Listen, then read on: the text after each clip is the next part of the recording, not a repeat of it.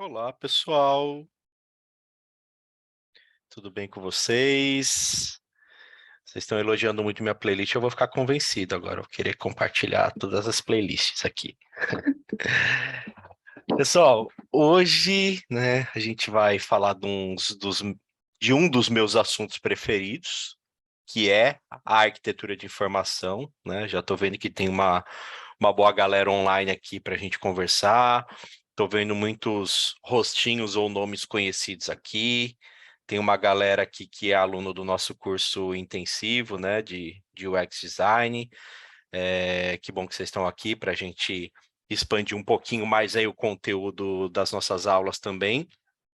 E, bom, a gente vai falar de arquitetura de informação, mais especificamente, né, como a arquitetura de informação vai ajudar no dia a dia de pessoas que trabalham com UX design, ou mesmo vai ajudar na formação de quem está tentando entrar nesse universo, de quem está tentando migrar para essa área de UX design, né? Primeiro, quem aqui já estudou alguma coisa de arquitetura de informação? Vocês podem comentando aí no chat, né? Quem conhece a arquitetura de informação, quem já leu alguma coisa, né? Eu gosto sempre de perguntar para ter uma ideia, né? Porque a arquitetura de informação, ela tem um longo histórico, né? Na nossa área aí. E esse longo histórico, na verdade, passa por muitos momentos diferentes, né? A arquitetura de informação, ela é uma disciplina, tá? Então, ela é uma disciplina aí que, que é uma base fundamental de conhecimento para quem quer trabalhar com design digital, tá? Então, isso é um ponto importante da gente dizer, assim, quem quer trabalhar na área de design digital, a arquitetura de informação é essencial, é uma disciplina essencial. A arquitetura de informação, ela foi uma disciplina que ela foi construída a partir de várias outras disciplinas, né? A gente pode colocar aí a biblioteconomia, pode colocar aí as ciências da informação, as ciências da computação, o próprio design, né? O design da informação. A gente tem a arquitetura de informação vindo e sendo construída a partir de várias áreas, né? O termo arquitetura da informação, ele surgiu. Aliás, eu não gosto de cravar que surgiu, né? Porque a gente não tem conhecimento de tudo, mas a gente atribui o surgimento desse termo, ou pelo menos documentado pela primeira vez, se não me engano, lá em 1976, mais ou menos, tá? Que é uma época em que o Richard Wurman, vou escrever aqui no chat, ó, Richard Wurman, tá? Com W. O Richard Wurman, ele era um arquiteto, era não, que ele não morreu ainda, né? Ele é um arquiteto e designer gráfico, e ele é um dos precursores de levantar essa bandeira de você tornar a informação compreensível, de você estruturar bem a informação, né?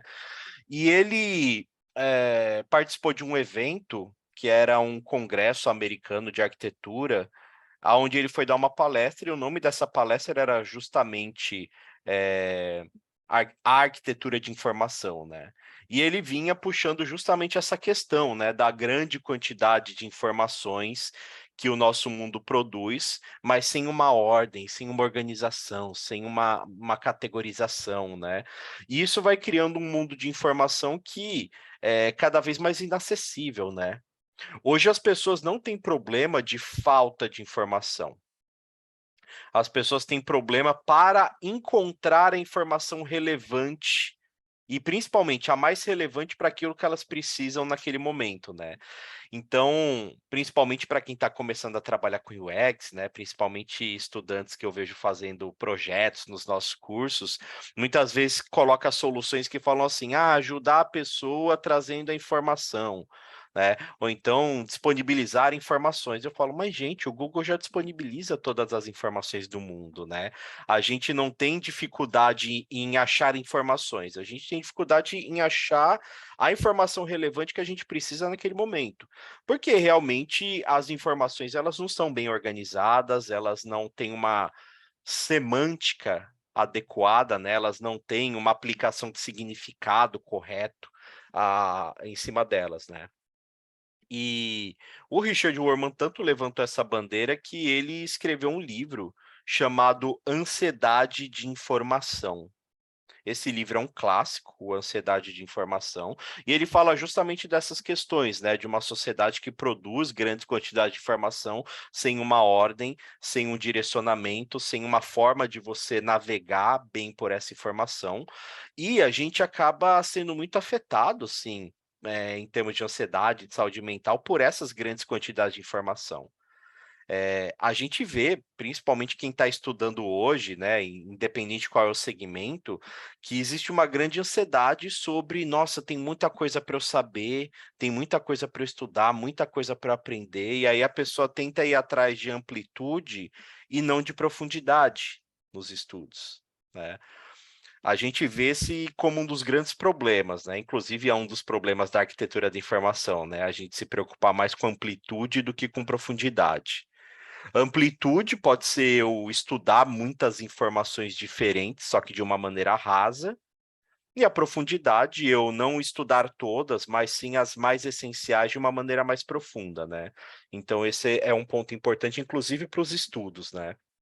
Muita gente que está iniciando na área de UX fica me perguntando: depois que eu estou fazendo esse curso, que curso eu faço em seguida? Que livro eu leio em seguida? Não sei o quê. E eu falo: não, continue estudando o mesmo conteúdo desse curso várias e várias vezes até você se aprofundar nesses assuntos, porque às vezes vale mais a profundidade do que a amplitude, né? Mas enfim, tem esse livro chamado Ansiedade de Informação, que inclusive tem o primeiro livro, que foi lançado lá em 76, e, se não me engano, tem uma edição revisada, nova, diferente, chamada Ansiedade de Informação 2, né? Eu acho que é um segundo livro, esse eu não li, eu tenho só o primeiro, né? Mas, enfim, a partir dali começou a se falar em arquitetura da informação, ela foi aos poucos se estruturando como disciplina, foram surgindo documentações, foram surgindo artigos científicos, estudos, né, livros abordando o assunto. E aí surgiu a internet, né? A, Aliás, a internet em si, né, os protocolos de comunicação em rede, essa coisa mais técnica, né, começou a surgir ali no período da Guerra Fria, tinha os projetos militares nos Estados Unidos, né, do que eles chamavam de ARPANET, que era a primeira grande rede conectada a longas distâncias. Isso aí foi gerando os primeiros protocolos aí de conexão em rede à distância que deram origem à internet, né? Mas, inclusive, a gente pode diferenciar uma coisa, né? Internet e web são coisas diferentes, né? O web é uma das formas, um dos protocolos de acessar ali informação. Internet é uma gama muito maior de coisas, né? A web em si, ela surgiu ali no início dos anos 90, né? Que a primeira página na web surgiu, o protocolo de web, esse para a gente acessar pelo navegador, né, o www. Isso aí surgiu ali no início dos anos 90, e tinha um cara, que foi o cara que inventou a web, né, o Tim Berners-Lee, que foi o cara que inventou a web, ele inclusive dizia que a função principal da web deveria ser a universalidade. Ou seja, permitir que todas as pessoas tivessem acesso à informação, independente da conexão, do dispositivo, das limitações, das deficiências, né? A web surgiu para dar acesso à informação para todo mundo. Inclusive, o início da web ela surgiu muito com essa pegada de ser uma tecnologia para criar um modelo de documento padrão que pudesse ser acessado por qualquer dispositivo, né? Esse documento padrão é o que a gente conhece como HTML, que talvez alguns aqui já ouviram falar, ou já até mexem um pouquinho aí com HTML, mas ele é uma linguagem de marcação que serve para estruturar os documentos da web. Assim como quando a gente faz um trabalho acadêmico, né, a gente estrutura os documentos ali, títulos, parágrafos, listas, né, tem todas aquelas regras da ABNT para estruturar um documento, né. O HTML, ele é uma linguagem de marcação que foi criada justamente para isso, para a gente estruturar documentos. E no início era muito focado em documentos acadêmicos, científicos, né? Muito focado nisso. Mas o que os criadores ali da web não imaginavam que ia acontecer de uma maneira tão rápida foi a comercialização da internet, né? Da web. Ela se tornar um grande nicho comercial. Muitas empresas e muitos investidores começaram a olhar a web como, né, aquela metáfora que fala, né, o petróleo do futuro, né, a coisa que vai dar dinheiro lá na frente. E, e aí, dentro disso, muitas empresas começaram a investir na web, né? Começaram a criar as suas páginas na web, começaram a criar suas lojas virtuais, começaram a criar os seus softwares. Só que ninguém sabia muito fazer isso direito, né? Era uma novidade, assim. No início, a web era muito reprodução da mídia impressa, né? A gente via sites da internet que pareciam páginas de jornal ou de revista. Inclusive, as tecnologias para criar web naquela época, né, não só HTML, mas outras linguagens, não tinham recursos para se diagramar páginas, como revistas e jornais, né? E aí o pessoal fazia gambiarras com tabelas, com uma porção de coisas ali, e aí a tecnologia foi evoluindo depois para a gente diagramar e criar layouts, né, mais bonitinhos. Mas a verdade é que naquela época ninguém sabia fazer web direito, ninguém sabia explorar o potencial da web. A web era muito feita como uma cópia da mídia impressa, mas a verdade é que a web era uma mídia interativa, né? A gente podia navegar por ela. É muito diferente de uma revista que a interação é linear, né? A web ela tem essa interação por hiperespaço que fala, né? Você vai acessando hiperligações, né? Os hiperlinks, para você acessar documentos sem uma ordem definida, é uma ordem de relevância, né? O que você for percebendo que se conecta mais com o que você se interessa, você vai acessando. Talvez você já tenha ouvido falar do tal do webmaster. Eu escrevi aqui no chat também. Webmaster era tipo a profissão de quem trabalhava com internet, né? O Leonardo tá dando risada aqui já, né? Mas era a profissão de quem trabalhava com internet, né? Ó, o Rodolfo falando que o webmaster é da minha época, né? A gente vai entregando a idade nessas coisas, né? Mas o webmaster era a pessoa que fazia tudo que fosse necessário para colocar um site na internet. Então era a pessoa que programava o site, fazia banco de dados, fazia linguagem de marcação, programava, fazia o layout, fazia todas as etapas, né? Configurava o servidor, fazia café, e então era a pessoa que fazia de tudo ali, né, para você ter um site da internet. Era um profissional bem genérico, né. E assim, uma pessoa que faz muita coisa, na verdade, faz muito pouco de muitas coisas, né. É um conhecimento raso, a pessoa não sabe fazer todas as etapas bem. E aí só muitas empresas começaram a entrar na internet ali nos anos 90, muitas, e muitos investidores colocando dinheiro, dinheiro, dinheiro, mas a verdade é que eles começaram a não ter retorno suficiente, né? E aí aconteceu o que a gente chama de estouro da bolha da internet, né? Quem conhece o Webmaster já deve ter ouvido falar do estouro da bolha também, né?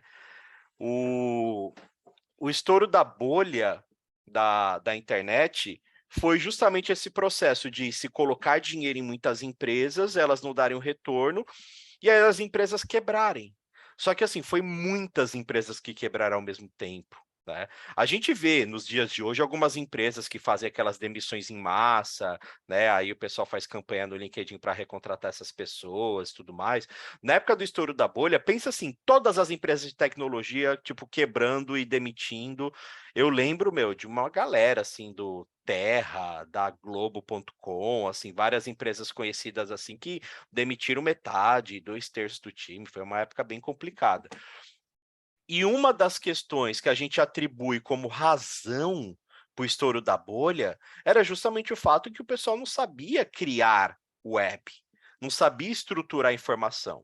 Você acessava sites de e-commerce que você procurava, procurava e não achava o produto que tinha lá. E tem uma regra de usabilidade para e-commerce que a gente diz que se a pessoa não acha um produto na sua loja, ela assume que a sua loja não tem esse produto. Ninguém fica procurando eternamente, tá em algum lugar, igual quando você perde algo em casa, né? Tá em algum lugar, eu tenho que procurar. Não, se você tá num site e não acha, você desiste, vai para outro, né? Então, assim, ninguém sabia fazer o web, era uma pessoa ali profissional genérica, né, fazendo todas as etapas. E foi mais ou menos nessa época do estouro da bolha que a galera começou a se tocar disso, né? De que assim, não, a gente precisa olhar com mais cuidado, a gente precisa segmentar as atribuições profissionais, a gente precisa de pessoas mais especialistas em áreas específicas, né? E aí começou a se segmentar um pouco mais. Aí, beleza, surgiu o web designer, né? Surgiu ali programadores, você tinha, né, jornalistas e redatores que trabalhavam exclusivamente com web, né? Não tinha cargos com nomenclatura muito definida para a web, né? Você tinha muito profissionais de outras áreas que eram, sei lá, jornalista especialista em web, redator especialista em web, designer especialista em web. Eram profissionais de outras áreas de comunicação que iam se especializando em trabalhar com web. E esses profissionais acabavam migrando para algumas novas áreas que iam surgindo, né? Mais ou menos nessa época do estouro da bolha foi quando foi lançado um livro eh, chamado Information Architecture for the World Wide Web, que era a arquitetura da informação para, né, a web. Esse livro só tem em inglês, mas ele é um livro que é conhecido como o livro do urso polar. Alguém pode até achar o link aí do livro e colocar aí também, o livro do urso polar. É um livro que na capa tem urso polar, que é um livro da editora O'Hale, né? Que é uma editora que todos os livros deles, eles põem uns bichos aleatórios na capa, assim. E o de arquitetura de informação tava curso polar. E aí, sei lá, a galera apelidou o livro do livro do urso polar. Acho que porque o nome do livro era muito longo, né? Muito complicado. Então, para não ter que falar o nome do livro, falava, o livro do urso polar, né? E aí, o urso polar foi virando uma espécie de mascote da arquitetura da informação, inclusive, né? Eu não sei se vocês aqui conhecem aquele blog chamado UX Collective, que é esse blog que eu estou colocando no chat aqui também, ó. Tá? Esse aqui é o maior blog que existe de UX, né? E aí, se vocês forem olhar o logo do blog, vocês vão ver que é um urso polar. Por que, que o maior blog de UX que existe tem como logo um urso polar? Justamente pelo livro da arquitetura da informação, pelo livro do urso polar, né? Ó, o Gesiel até falou, né, que é o blog do Fabrício Teixeira. Justamente esse blog, o UX Collective, que hoje é a principal referência de quem quer trabalhar na área, ele foi um blog criado pela equipe de arquitetura de informação da agência Click, lá no meio dos anos 2000, e, se não me engano, o Fabrício fazia parte, né? E depois que essa equipe meio que foi se desfazendo, o Fabrício seguiu tocando o blog. O nome do blog era arquiteturadeinformação.com. Era um blog só sobre arquitetura de informação. Com o tempo, né, que a área de UX foi ganhando mais relevância, né, foi crescendo e foi tomando conta do mercado, começou a se publicar conteúdos de UX de forma geral, não só de arquitetura de informação. Até que, sei lá, se foi em meados de 2015, 2016, alguma coisa assim, que eles mudaram o nome do blog, virou UX Collective, e aí criou a versão internacional, que é bastante grande também e tal.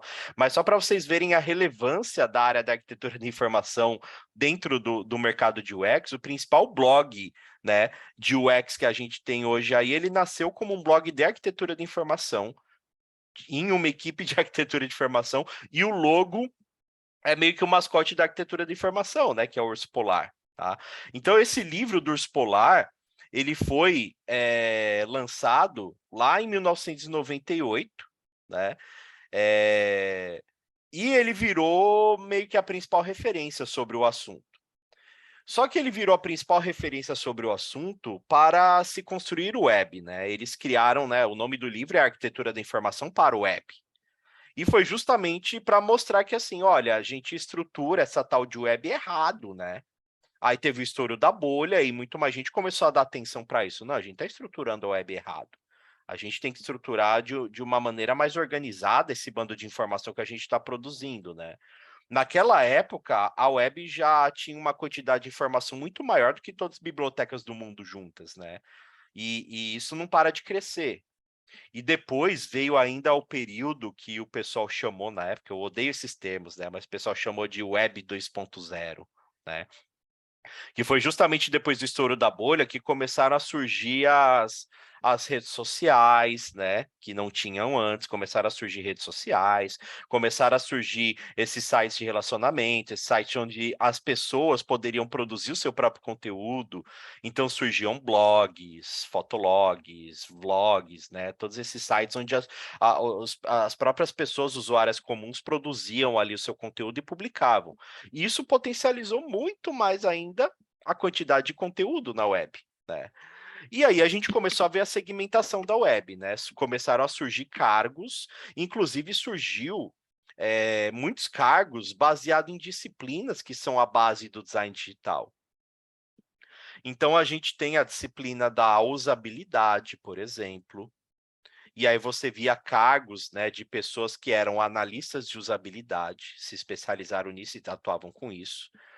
A gente tinha a disciplina do design de interação, já que a web era um meio interativo, a gente tinha que fazer um design dessa interação, e surgiram cargos, né, de pessoas que eram designers de interação. Assim como a disciplina da arquitetura da informação acabou naquela época virando um cargo também. Então você tinha pessoas que eram arquitetas de informação, era a profissão dessas pessoas. E aí essas pessoas trabalhavam justamente fazendo esse trabalho que são as principais atribuições da arquitetura da informação, que é cuidar de 4 sistemas básicos que a gente chama, né? É cuidar daquilo que a gente chama de sistemas de organização, ou seja, é a forma de você organizar todas as informações que você tem disponíveis em qualquer tipo de sistema, né? Então, você organiza essas informações por relevância, por afinidade, ir criando as categorias, né? Entre os diferentes sistemas de organização, nós temos na internet como principal deles a taxonomia, né? Quem é da biblioteconomia, eu já vi algumas pessoas aqui, né, falando que são da biblioteconomia. Quem é da biblioteconomia deve conhecer vários modelos de organização diferentes, né? A taxonomia é um deles, e é um modelo de organização que a gente aprendeu no ensino fundamental, na escola, né? As aulas de biologia falavam já sobre o reino animal, reino vegetal, reino dos fungos, aí tinha toda aquela segmentação, né? A taxonomia é um modelo de organização por hierarquia, né? Então, uma árvore genealógica parece, né, um modelo de taxonomia. Enfim, a gente tem aquelas categorias onde dentro de uma tem várias, dentro de cada uma tem várias. Eu falo até que o nosso país é organizado em taxonomia, né? Porque você tem o Brasil, dentro do Brasil você tem vários estados, dentro de cada estado você tem várias cidades, dentro de cada cidade você tem vários bairros, dentro de cada bairro você tem várias ruas, dentro de cada rua você tem, né, casas, prédios e comércios e assim por diante. A gente vai vendo que existe uma hierarquia. A hierarquia principal é Brasil. Depois você tem a hierarquia dos estados, né? Inclusive a política é organizada a partir dessas hierarquias, né? O modelo de taxonomia é o modelo de organização mais comum na internet, né? A gente entra num e-commerce e vê lá a categorização desse e-commerce, é basicamente taxonomia, né? Essa organização por hierarquias. Então, você num e-commerce tem normalmente as grandes seções, são as grandes lojas, né? Então você tem, sei lá, informática, eletroeletrônicos, cama, mesa e banho, aí você tem esses grandes departamentos, né, que são as hierarquias maiores, aí dentro deles você tem outros, então você entra em eletrodomésticos, você vai encontrar lá geladeiras, fogões, televisões e assim por diante. Então, é um modelo de taxonomia. A web é organizada basicamente por taxonomia, né? Mas a arquitetura de informação cuida desse sistema de organização das informações, como elas vão ficar relacionadas, como elas vão ficar hierarquizadas.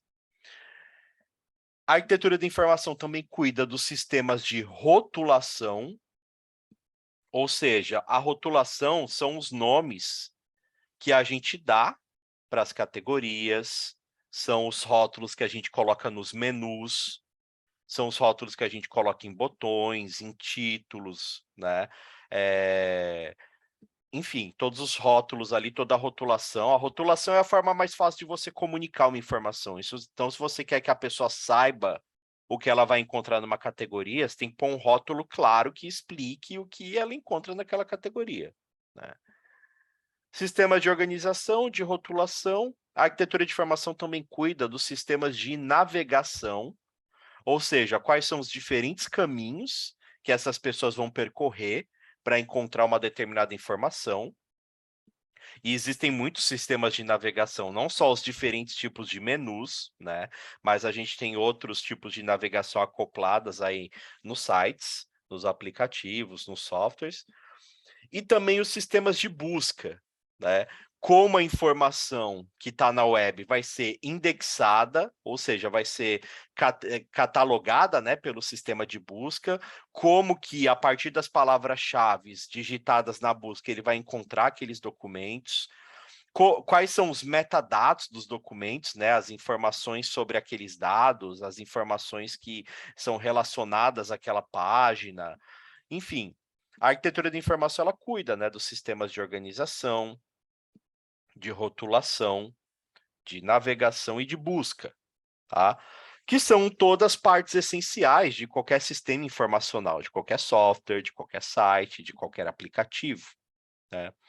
Essas pessoas são especialistas em estruturar a informação, não só num nível mais abstrato, né? Tem alguns métodos ou documentações da arquitetura da informação, como o inventário de conteúdo, que é onde você faz a listagem e a definição de todos os conteúdos que você vai ter no seu sistema.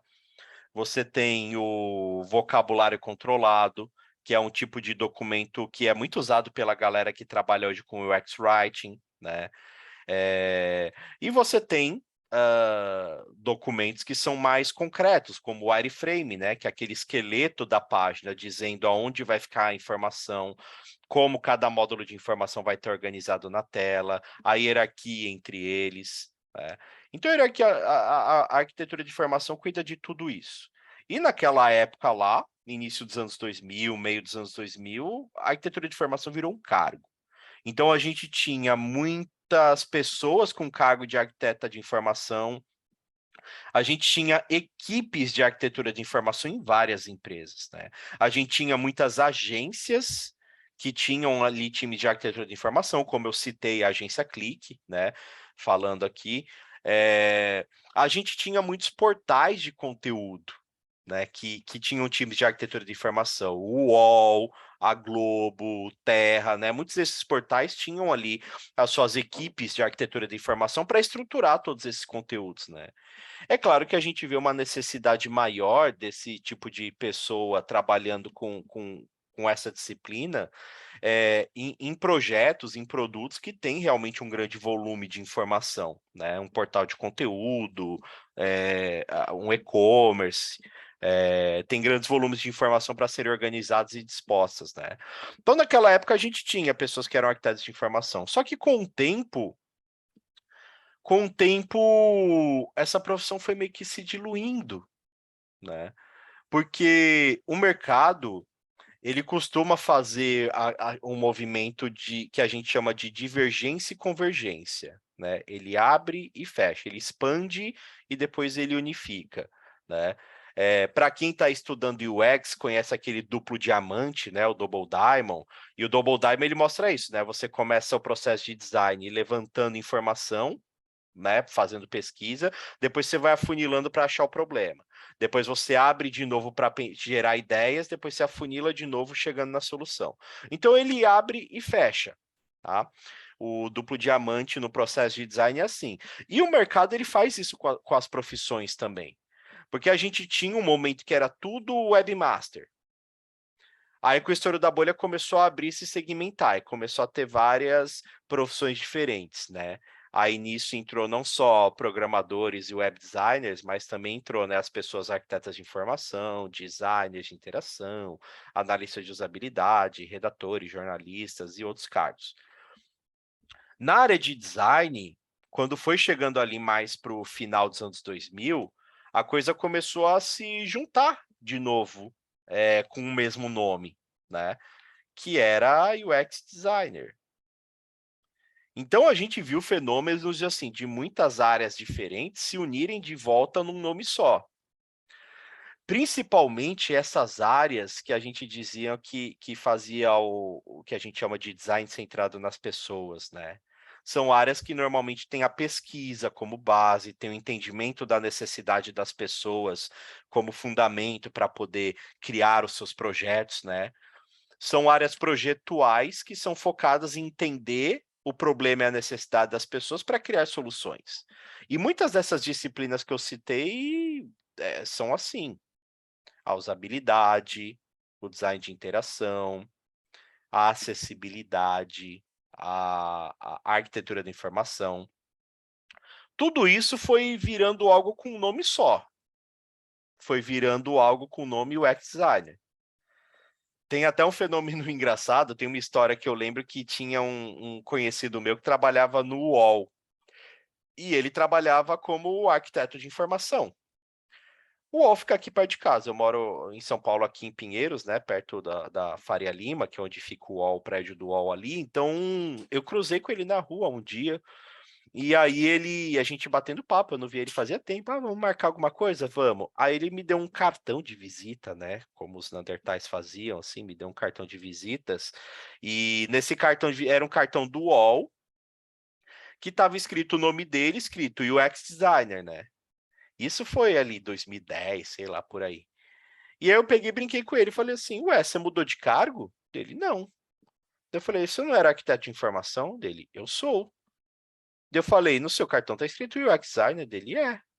Daí eu falei: "Então não entendi, né?" Dele: "Não, é porque, mudou de nome agora, né, tudo que era arquitetura de informação virou UX designer, né, o meu departamento lá no UOL, que era de arquitetura de informação, virou de UX design, então agora o nome do nosso cargo é UX design, né". E aí eu falei para ele: "Tá, mas, o que que você continua fazendo lá? Você mudou o que você faz?" Ele: "Não, eu continuo fazendo a mesma coisa, arquitetura de informação, só que hoje a gente chama de UX". Inclusive, né, muita gente tá entrando na área e me pergunta assim: "Por que que tem tanta empresa que tem vaga de UX design, só que, pede coisas completamente diferentes?" Você pega uma empresa com a vaga de UX designer que pede uma coisa, você pega outra empresa que pede outra coisa para o mesmo nome, né, UX designer. E aí eu falo que, meu, muito disso vem dessa herança dessa época. Você tinha empresas como o UOL, que tinham equipes de arquitetura de informação, que tudo virou UX. Então, quando eles divulgam uma vaga, os requisitos principais solicitados é o quê? De arquitetura de informação. Aí você pega uma outra empresa que, sei lá, tinha um time de design de interação e tudo virou UX. E aí, quando eles divulgam uma vaga, as principais atribuições são de design de interação. Que hoje para mim é o que virou o tal do product designer também, né? O product designer é basicamente o que o designer de interação fazia, assim, né? Tem muito disso. Você pega empresas que tinham times de analistas de usabilidade, como era a Localweb, tinha um time lá de analistas de usabilidade, e aí eles divulgam uma vaga de UX designer que os requisitos são coisas de usabilidade, né? É claro, tem umas empresas que pedem coisas na vaga porque eles não sabem o que estão pedindo mesmo, né? Porque são perdidas assim também. Então tem umas vagas absurdas mesmo, de boa. Mas muitas vezes a gente vê que vem dessas heranças, né?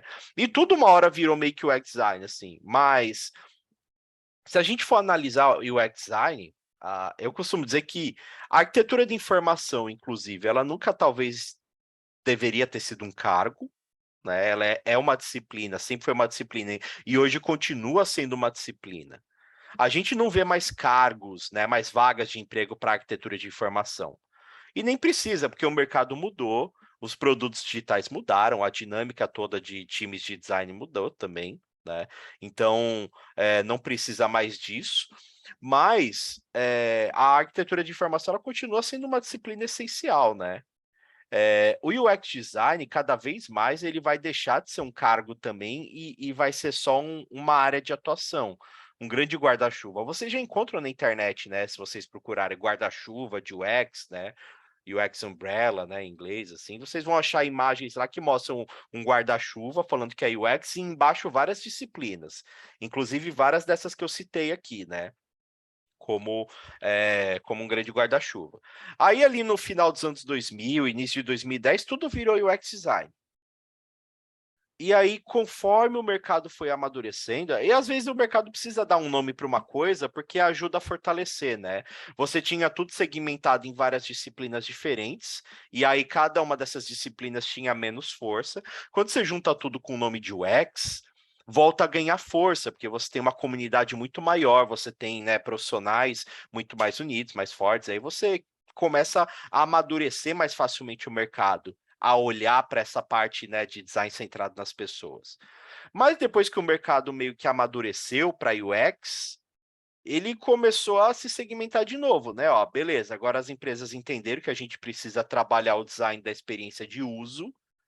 Agora a gente tem que, né, se especializar mais em cada aspecto. Aí você vê tudo se segmentar de novo hoje, né? Você tem o UX Researcher, que é a pessoa que vai trabalhar só fazendo pesquisa. Você tem o X-Writer, né, que é a pessoa que vai escrever os textos, ou, né, já tem uma evolução disso, que é a pessoa que é designer de conteúdo, que faz muita coisa que a arquitetura de informação fazia, né? É a pessoa que vai cuidar do projeto de conteúdo, né? A arquitetura de informação já fazia isso, a gente já fazia os inventários de conteúdo, já pensava no tom de voz e uma porção de coisas. Você tem a pessoa que é só designer de interface, acho que esse é o cargo que se mantém desde o meio dos anos 2000 ali, porque já tinha designer de interface naquela época, continua tendo hoje, mas começam a surgir outros cargos, né? Estrategista de UX, designer ops, que é a pessoa que cuida da operação de design, né? Research ops, que é quem cuida da operação de pesquisa, né? Os diferentes cargos de liderança em UX. Então a gente já vê uma segmentação de novo. Por isso que eu falo que o mercado é igual ao duplo diamante, né? Ele abre e fecha, ele abre e fecha, ele expande com vários cargos, tudo vira um só, depois expande de novo e assim por diante. Mas eu estou contando essa história toda para quê? Para a gente dizer que a arquitetura de informação ela não é mais um cargo, mas ela ainda é uma das disciplinas base do design digital. Eu gosto muito de comparar a arquitetura de informação com o latim, o idioma latim, né? Porque assim, o latim, ele já foi o idioma mais falado do mundo, né? Na época do Império Romano, o latim era o idioma mais falado do mundo. Hoje, que país que fala latim? Eu não sei de nenhum. Sei lá se o Vaticano, que é um país, que é uma cidade, que é uma praça, na verdade, fala latim. Na verdade, você vê latim sendo usado em alguns cultos religiosos. Você vê o latim sendo usado como algumas terminologias na área jurídica. Você vê o latim sendo usado em nomenclatura botânica, né? Você vê, né, o latim sendo usado em algumas situações assim. Mas o latim é justamente o que o Roldão falou aqui no chat, né? É uma língua morta. A gente fala que o latim é uma língua morta. E o que é uma língua morta?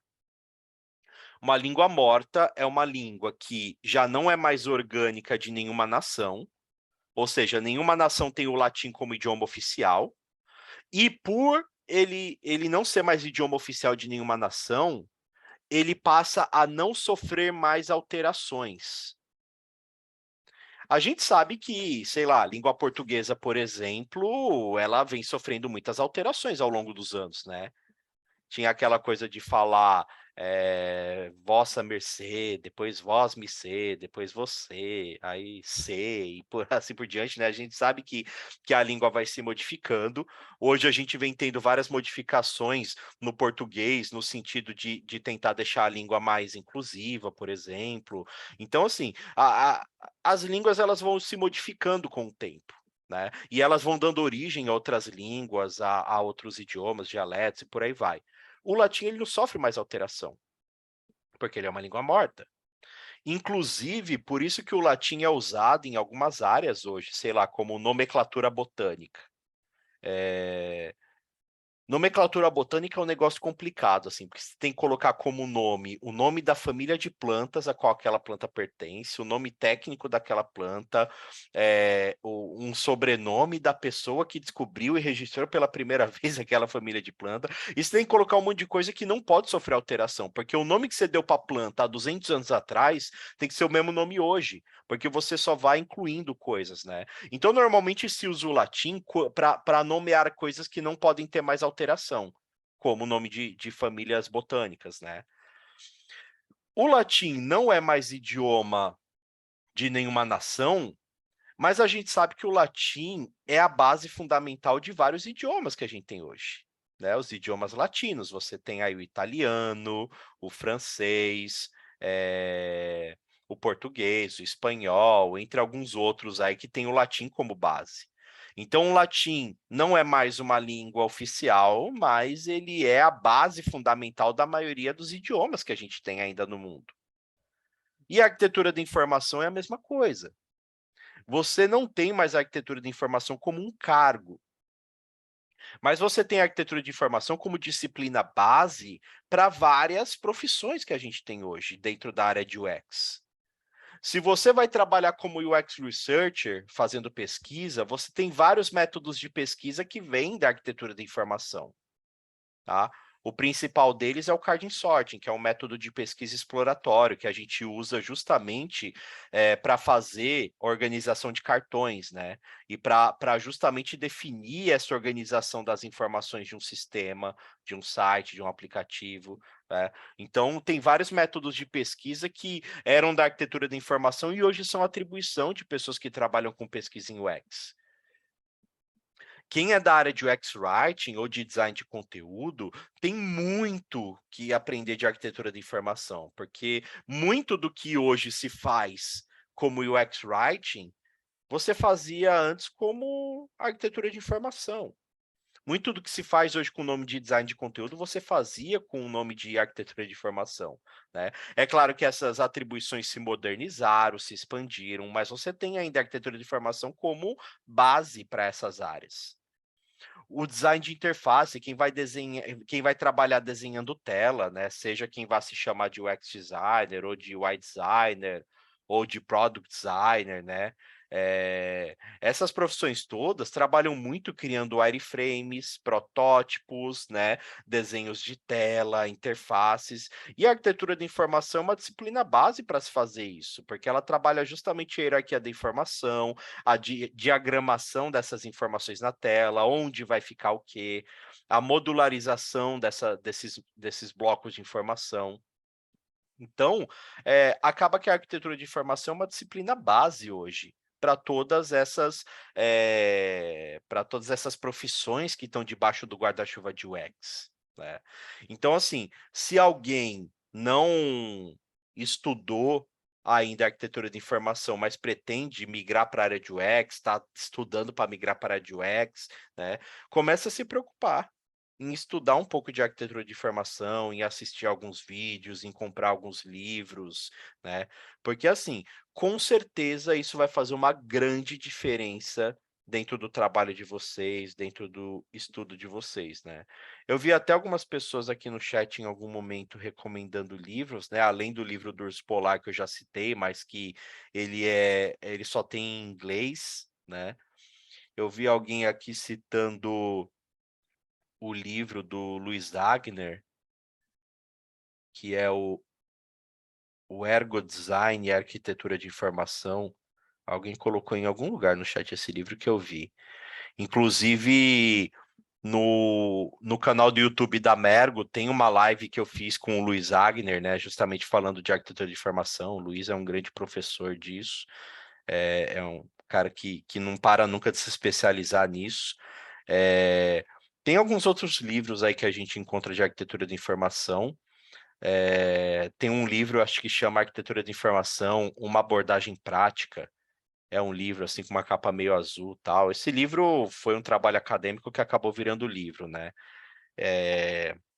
Mas eu gosto bastante dele, apesar da linguagem meio acadêmica, né? Ele é um livro bem completinho ali. A gente sabe que basicamente todos os livros que existem de arquitetura de informação, eles reproduzem muito do que o livro do Urso Polar trouxe, né? Mas o livro do Urso Polar, ele foi lançado primeiro em 98, depois ele foi lançando edições mais atualizadas, né? Inclusive, acho que hoje ele está na 4ª edição, é uma capa meia roxa, né, com o Urso Polar. Mas ainda é a principal referência, mas a gente tem muitos outros livros bons, em português, inclusive. Tem alguns livros que falam especificamente, né, de arquitetura de informação, mas tem alguns outros livros que tratam de assuntos relacionados, inclusive à arquitetura de informação. Tem um livro que chama Avaliação e Projeto no Design de Interfaces, né? Alguém pode até achar o link do livro e colocar também aí. Avaliação e Projeto no Design de Interfaces. É um livro que eu gosto bastante, assim, que eu estudei muito esse livro, inclusive. Ele trouxe muitas bases fundamentais para mim dessa disciplina. Também é muito recomendado, né? Mas, enfim, a recomendação é que, assim, a arquitetura de informação é uma das principais disciplinas que vocês têm que estudar para estudar UX. Muitas vezes, quando vocês fazem um curso de UX, como o nosso curso intensivo em UX, que eu sei que tem várias pessoas estudantes desse curso aqui, que eu estou vendo, basicamente assim, a gente tem muita coisa diluída durante o curso que é da arquitetura da informação, né?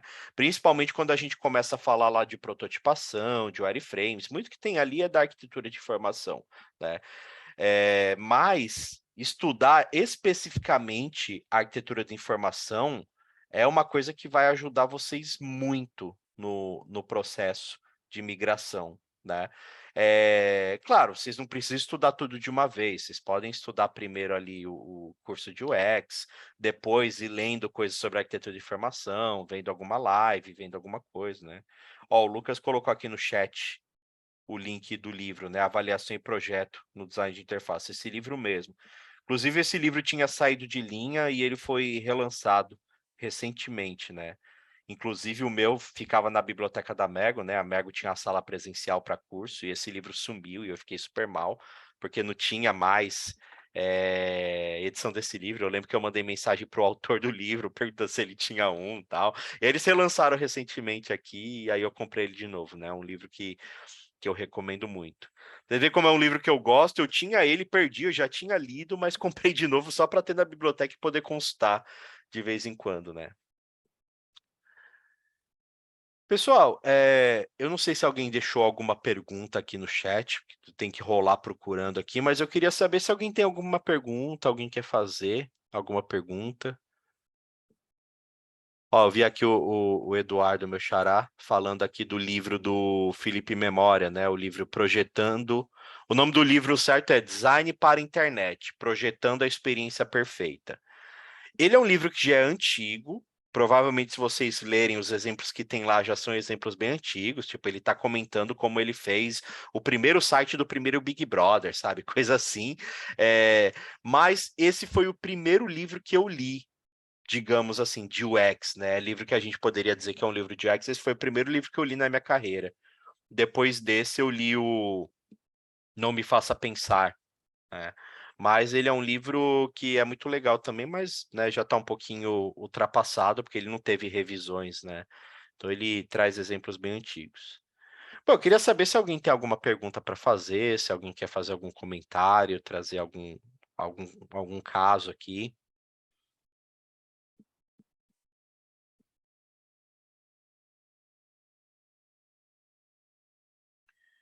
Ana, quando eu pergunto se tem perguntas, eu sempre espero você falar primeiro, tá? Você já sabe, né?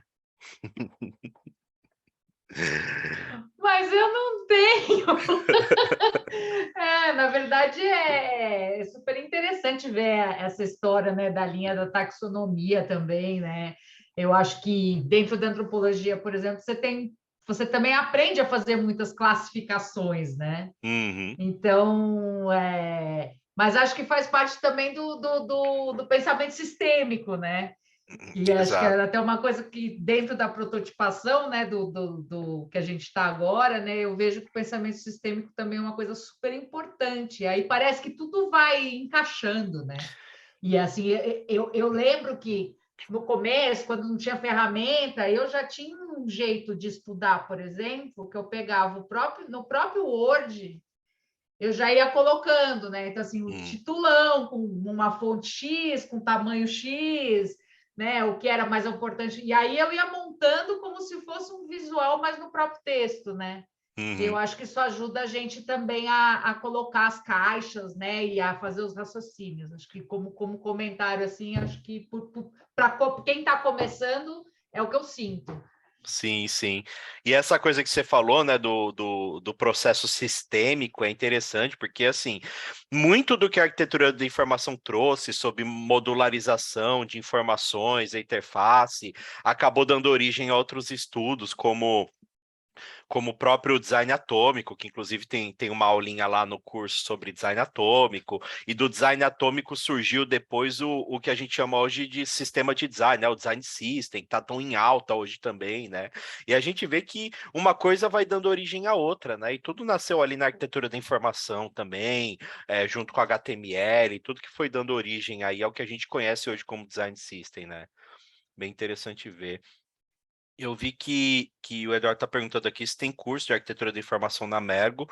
Tem um curso meu, tá? Esse que eu coloquei o link aí no chat agora, que é um curso de arquitetura de informação, que ele acontece em 5 noites, né? Ele vai acontecer aí, acho que começa a semana que vem, a primeira aula. É um curso que vai acontecer às quartas-feiras, né? São 5 quartas-feiras que o curso vai acontecer. E o Jean até perguntou se ele tem uma pegada mais prático-teórica. Ele tem uma pegada bem prática, tá? A gente tem conversas ali sobre conteúdos, a gente traz algumas teorias, mas no geral a gente tem um monte de atividades práticas para fazer para ajudar a consolidar o conhecimento. E esse curso, principalmente, assim, eu tento trazer nele não uma pegada do que era arquitetura de informação como profissão lá nos anos 2000, mas um pouco de como a gente consegue usar os conceitos de arquitetura de informação hoje no design digital, né? Então a gente tem práticas muito focadas nisso, tá? A Elida está perguntando quando vai ter o próximo curso depois desse. Ah, ainda não sei, ainda não vi minha agenda. Depois que esse curso estiver rolando e acabar, que eu vou olhar minha agenda e ver quando vai dar para colocar o próximo, né? Mas tem essa turma que começa agora na quarta-feira da semana que vem, não nessa, na outra, né? Acho que é isso. São 5 quartas-feiras. Edu, está com a mão levantada, quer comentar, quer fazer uma pergunta?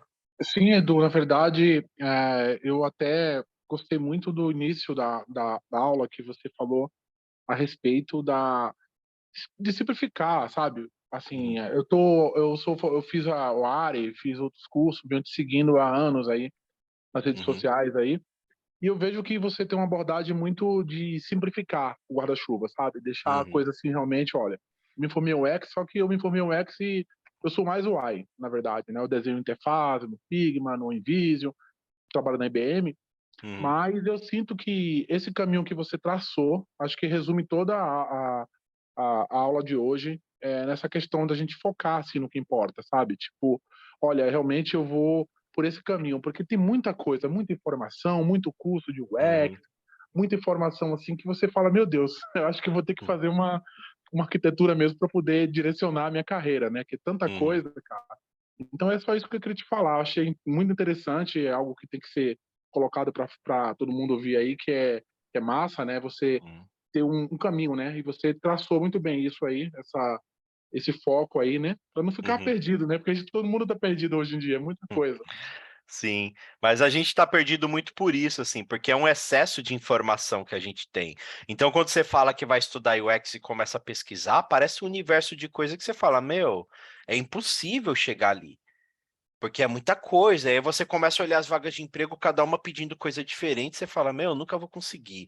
Mas na verdade, da mesma forma que a gente projeta um sistema de navegação, que é para ajudar a pessoa a ter um atalho que vai levar ela até a informação exata que ela quer, para a gente estudar UX é a mesma coisa, assim, tem os atalhos que a gente vai seguir, tipo, vai por aqui, aqui, aqui, você vai formar a sua base fundamental de UX, para depois você expandir, né? Acho que essa é uma coisa importante, assim, a gente precisa consolidar uma base fundamental, teórica e prática ali do que é UX e se aprofundar bem nela, para depois expandir. Muitas das coisas que a gente vê as pessoas falando hoje sobre o UX, muitas vezes são pessoas que já trabalham na área faz tempo, que já formaram sua base fundamental e já estão falando coisas que estão num outro nível, né? Então a gente tem que primeiro formar essa nossa base fundamental. A Ana Carolina está perguntando se é aconselhável fazer esse curso após o intensivo. Eu acho que é mais aconselhável fazer depois, porque apesar de ser um curso básico, eu começo a abordar algumas coisinhas mais técnicas que vão ser melhor compreendidas se você já tem essa base de UX na cabeça, né? E aí, quando eu começo a falar de arquitetura de informação, primeiro que você vai conectar as coisas de arquitetura de informação que você já sabia, mas não sabia que era de arquitetura de informação, né? E você vai pegando essa parte um pouco mais técnica que eu acho que faz bastante sentido, tá? O André está perguntando também, na arquitetura de informação, muitos focam em usar as heurísticas como ferramentas. Você acha que realmente ajuda? Heurísticas são princípios que normalmente são baseados em estudo empírico, né? Então você, tipo, realiza muitas pesquisas com alguma coisa até você perceber uma tendência, um certo padrão, uma certa convenção, e aí você documenta isso, né? Então, se a gente for por esse caminho, provavelmente vai dar certo. Existem várias listas de princípios de design, de usabilidade, né? Tem aquelas famosas heurísticas do Nielsen, né, que são as principais heurísticas de usabilidade, né, de interface que a gente tem na nossa área. Tem também heurísticas de arquitetura da informação, que a gente encontra aí com princípios, mas as heurísticas são muito isso, assim, é uma lista de princípios, serve muito como um checklist, sabe? Um checklist para você conferir se você está fazendo a coisa certa, ou para você fazer avaliação de um site, de um sistema, e passar por aquele checklist, aquele pente fino para ver se está certo. Mas heurística é muito isso, tá? Heurística é uma lista de princípios que se serve muito como um checklist, tá? Mas para as heurísticas fazerem sentido para você, você tem que compreender pelo menos a base fundamental daquela disciplina, né?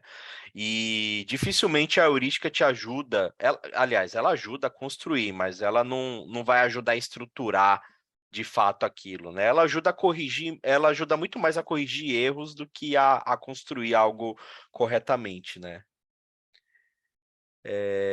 Ítalo tá com a mão levantada, quer falar? Ah, eu quero.